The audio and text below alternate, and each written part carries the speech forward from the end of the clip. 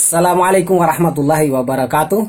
Innal hamdalillah nasta'inu wa nastaghfiruhu wa na'udzu billahi min sururi anfusina wa min sayyiati a'malina. May yahdihillahu fala mudilla lahu wa may yudlil fala hadiyalah. Asyhadu an la ilaha illallah wa asyhadu anna Muhammadar Rasulullah. Qala Allah ta'ala fil kitabil karim, a'udzu billahi minasyaitonir rajim. Bismillahirrahmanirrahim.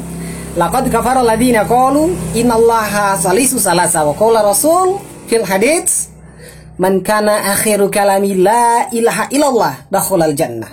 Sadaqallahul azim wa sadaqa rasulil karim, amma ba'du. Pemirsa yang insya Allah dapat menyaksikan video singkat saya ini, pada kesempatan ini saya kenalkan, saya Filipus Christian atau yang biasa dikenal dengan Muhammad Fadli. Nama hijrah saya Muhammad Fadli, saya masuk Islam tahun 2009 silam.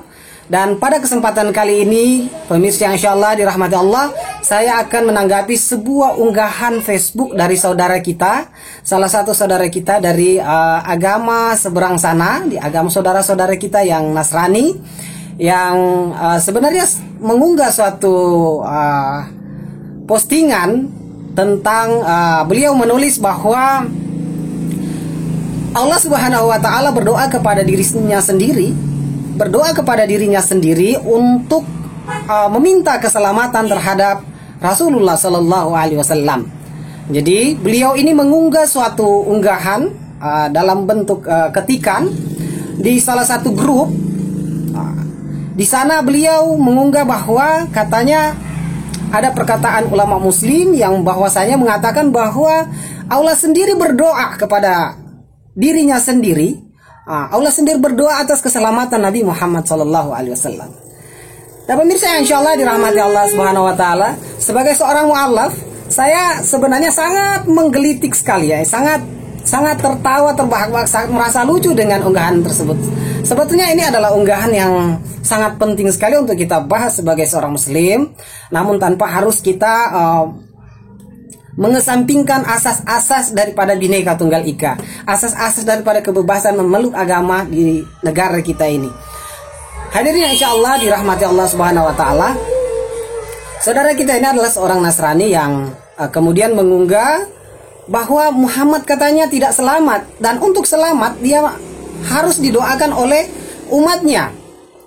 Dan tidak sampai di situ, bahkan Allah Subhanahu wa Ta'ala sendiri berdoa, innallaha wa malaikatahu yusholluna 'alan nabi ya ayyuhalladzina amanu shollu 'alaihi wa sallimu tasliman. Nah, mungkin ini ayat seperti ini yang dikutip oleh beliau ini. Namun sebagai seorang mu'alaf, saya tentunya akan menjawab dari dua perspektif ya, dari dua kacamata ya pada saat ini. Yang pertama dari kacamata Kristen, bahwasanya kalau ya kita mengambil kesimpulan bahwa sholawat itu 100% murni adalah sebuah doa, dipahami sebagai sebuah doa, maka ini akan sangat keliru kita untuk memahami arti daripada sholawat tersebut. Ya, jadi ketika kita menerjemahkan sholawat ini, sholawat kepada Nabi ini sebagai sebuah doa, ya Allah berikanlah keselamatan kepada Nabi Muhammad, seolah-olah ini adalah murni 100% doa, maka kita akan kacau, kita akan keliru memahami apa itu makna sholawat. Hadirin yang insya Allah dirahmati Allah Subhanahu Wa Ta'ala, di dalam agama Kristen juga ada ajaran, yaitu ajaran doa Bapa kami, yang mana di dalam doa tersebut berbunyi kurang lebih begini: Bapa kami yang di surga, dikuduskanlah namamu, datanglah kerajaanmu, jadilah kehendakmu. Di dalam ayat ini saja kita sudah dapat mengkaji kata per kata. Di dalam kalimat pertama dia katakan, Bapa kami yang berada di dalam surga, Bapa kami di dalam surga, dikuduskanlah namamu. Kalau saya mau ikut seperti beliau yang mengunggah postingan seperti ini bahwa Muhammad harus didoakan oleh Allah Subhanahu Wa Ta'ala untuk selamat, lalu saya membalikkan ayat ini sebagai suatu doa mutlak 100%, maka akan kacau. Sekali lagi, maka akan kacau penterjemahannya. Ya, kita akan salah menerjemahkan ini. Bagaimana tidak kita akan salah menerjemahkan? Coba kita kaji ayat per ayat, kata per kata, kalimat per kalimat dalam doa Bapa kami. Bapa kami yang ada di dalam surga, dikuduskanlah namamu. Kalau doa Bapa kami kita maknai sebagai 100% bermakna suatu doa, maka akan kacau hadirin. Bapa kami yang di surga, dikuduskanlah namamu. Berarti kita berdoa, Bapa kami yang berada di dalam surga, dikuduskanlah namamu. Datanglah kerajaanmu, jadilah kehendakmu di bumi seperti di surga, dan seterusnya. Kita garis bawahi dulu kalimat Bapa kami yang ada di dalam surga, dikuduskanlah namamu. Berarti kita membutuhkan jawaban doa atas doa Bapa kami ini hadirin sekalian. Bapa kami yang ada di dalam surga, dikuduskanlah namamu.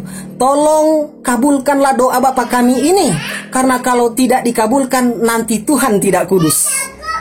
Hadirin yang insya Allah dirahmati Allah Subhanahu Wa Taala, kalau dimaknai sebagai doa, maka doa Bapa kami ini, sekali lagi saya katakan, kalau dimaknai sebagai 100% bermakna doa, maka doa Bapa kami ini akan salah ditafsirkan, yaitu seolah-olah meminta Tuhan untuk dikuduskan. Berarti Tuhan kalau tidak mengabulkan doa Bapa kami ini, maka Tuhan akan tetap dalam kenajisan dong.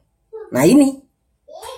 Demikian juga dengan sholawat kepada Nabi, sholawat kepada Rasulullah yang diajarkan oleh ulama-ulama kita, bahkan Al-Quran sendiri menyuruh innallaha wa malaikatahu yusholluna ala nabi, sesungguhnya Allah dan para malaikat bersalawat kepada Nabi. Bersalawat itu artinya salut kepada Nabi, salut kepada seorang hamba. Allah itu salut, bukan berdoa untuk keselamatan hamba tersebut. Wong dia Allah kok. Nah, jadi kalau dipahami antara doa Bapa kami dengan salawat kepada Rasul, kita bersalawat kepada Nabi, dipahami 100% doa, maka akan keliru. Sekali lagi, kata Bapa kami di surga, dikuduskanlah namamu, itu maksudnya bukan meminta dikuduskan. Allah itu memang sudah kudus tanpa kita perlu berdoa kepada Allah. Allah itu memang sudah kudus. Jadi, sekali lagi, doa Bapa kami ini tidak bermakna 100% doa, melainkan suatu pemujaan, suatu kata salut kepada Allah Bapa, kepada Allah itu sendiri. Sama dengan sholawat ini, yang mana sholawat ini juga bermakna salut kepada Nabi, bukan semata-mata ini adalah doa. Nah, jadi seperti ini ya.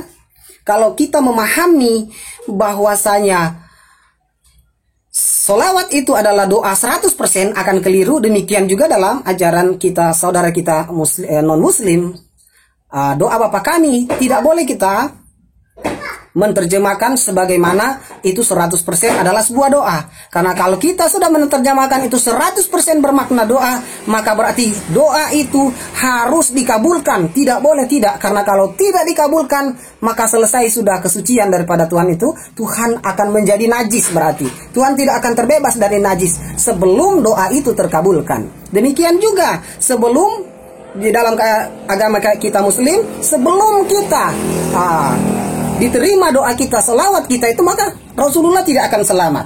Nah, jadi seperti itu ya. Saya kira dari perspektif dua agama ini kita mengartikan, menerjemahkan antara sholawat dengan doa Bapa kami kurang lebih sama. Jadi kurang lebih hampir sama ya. Saya tidak mengatakan sama, tapi kurang lebih hampir sama. Mari saudara, dengan penjelasan ini, mari kita berpikir dengan akal sehat. Salam akal sehat. Mari kita gunakan akal kita untuk menelaah firman Tuhan, sehingga kita tidak sesat di dalam menerjemahkan setiap firman-firmannya.